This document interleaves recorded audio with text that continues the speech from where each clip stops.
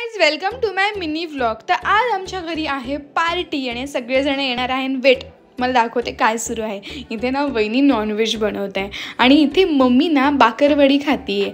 आमच्या वहिनी ना खूप छान स्वयंपाक बनवतात आणि व्हेजिटेरियन लोकांसाठी व्हेज बनते आणि नॉन व्हेजिटेरियन लोकांसाठी नॉनव्हेज बनते। नंतर घरी ना अनु भैया आलेला, अक्षय भैया आलेला, स्नेहल वहिनी आलेल्या आणि काव्य आलेली। या पुढच्या व्लॉगमध्ये ना तुम्हाला फक्त काव्य ऐकायला मिळणार आहे, कारण ना काव्या घरात आल्यावर सगळं काही काव्याच्या भोवती सुरू असतं। नंतर मी तिला जेवण खाऊ घातलं आणि वहिनीने ना तिला फुलराणी बनवलेलं होतं। तिला खूप सारे फुलं लावले होते आम्ही आणि तिचं खूप छान फोटोशूट केलं। नंतर पप्पा तिच्यासोबत अशी मस्ती करत होते आणि मी सगळ्यांसाठी मस्त चहा बनवला आणि आम्ही मस्त मजा केली।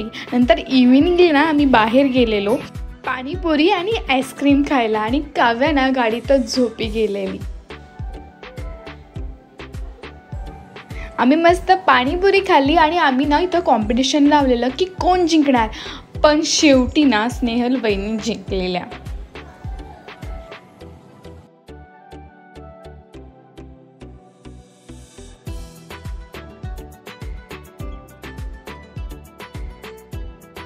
नंतर ना आम्ही गेलो राज मंदिरला, तिथली फेमस आईस्क्रीम खायला आणि आम्हाला खूप वेट करायला लागलं आणि स्नेहल वहिनींना ना खूप जास्त खावीशी वाटत होती। त्यांना वेट करणं होत नव्हतं, सो त्या इथे अशी येऊन वाट बघत होत्या। रुको जरा सबर करो। नंतर फायनली त्यांची ऑर्डर आली आणि आम्ही सगळ्यांनी ना वेगवेगळे फ्लेवर ऑर्डर केलेले, पण सगळ्यात जास्त छान फ्लेवर ना अक्षय भैयाचा लागत होता। सो ना हे सगळेजण मिळून ना अक्षय भैयाचा आईस्क्रीम संपवत होते।